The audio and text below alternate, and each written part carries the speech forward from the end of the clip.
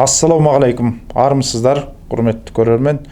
Бүгін біздің Атажұрт еріктілер қоғамдық бірлестігіне арызданып келіп отырған Қуанәлі Нұрболатұлы бауырымыз. Қытайда болып жатқан қысымға байланысты ондағы жазықсыз сотталған қандастарымыздың бұл бір мысалы. Ал Қуанәлі бұл кісі бір таныстырып өтші. Бұл ағам Дәулетханұлы, Еркін Дәулетханұлы. Ағам 1968 жылы 13 ақпанда дүниеге келген.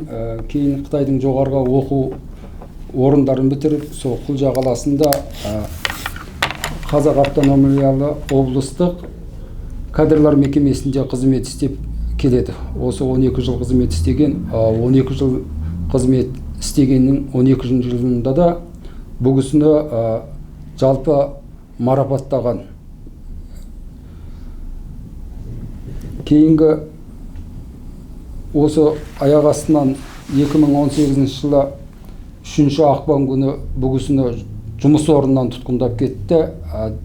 Тұтқындарылу себебін ешкімге түсіндірген жоқ басында. Кейін жеңгеміз артынан ұғысып барса, ол кісі біз соттадық, 10 жылға соттадық деп басында ешкімге жолықтырмаған бұл кісіні.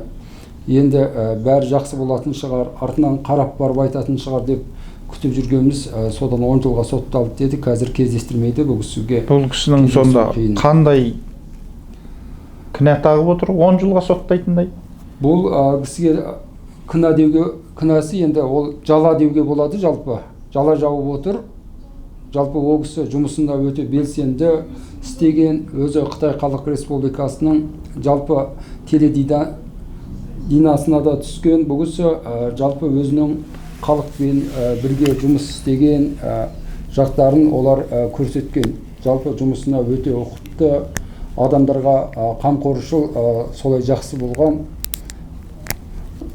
Сол аяқ астынан 4-5 жылдың алдында дінге байланысты нәрсені түсіндіргесін деп неткен, негізгі ол тапсырманы беріп отырған 4-5 жылдың алдында саясат дәл қазіргіндей болмай тұрған уақытында оларда жалпы халыққа қазіргі кездегі ақ пен қараны түсіндіру жолында, жалпы дін мен басқаны шатастырмау жолында өздерінің берген мәліметтері бойынша лекция оқыған екен ол кісі. Сол лекциясы кейін сол жұмыс орындағы документте өшірілмеген.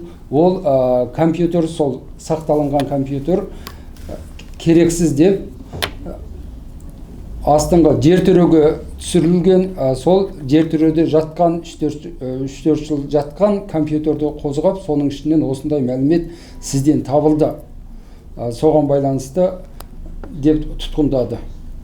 Ал біздерге жалпы туыстарына ешқандай түсінік беріп жатқан жоқ, жалпы қамауда осы күнге дейін. Өздеріңіз көріп отырғандай Еркін Дәулетханұлы Қытай Коммунистік партиясының билік өкілдері өздері тәрбиелеп жетілдірген кадрлердің бірі. Дінге қатысты саясаттарды өздері үгіттетіп, өздері жүргізіп алып, осы кісілер арқылы үгітті өткізген ғой аз санды ұлттарға. Артынан бұл кісілердің өзін сол компьютерға сақтадың, сол дінге қатысты мәліметтер деп. Енді жаланың бір түрі бұл. Осының бәрі сол кездегі басшылықтың орынластыруымен, басшылықтың айтуымен ұйымдастырылған шаруа. Енді қайтайланып келіп, өздерінің үгітін жүргізген адамды өздері қайтадан соттап отыр. Сонда бұл Қытай Коммунистік партиясының ол кез келген кезде, кез келген адамды кез келген жаламенен соттай беретіннің бір айғағы.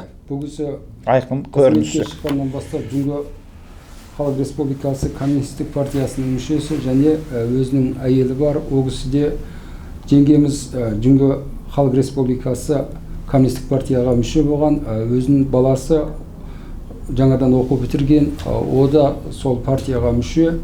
Жалпы үшеуі партия мүшесі, сондай бақытты отбасы болған. Қазір семьядан айырып, отбасын айырып отыр. Жалпы бұл кісінің баласына да толық қызмет бермей отыр, оқу бітіріп келгеннен кейін.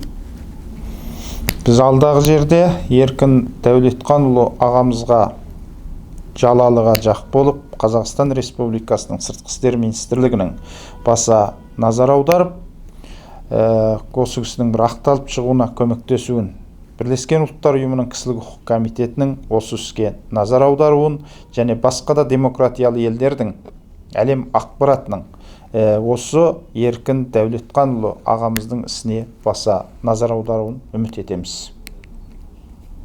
Қош, сау болыңыздар.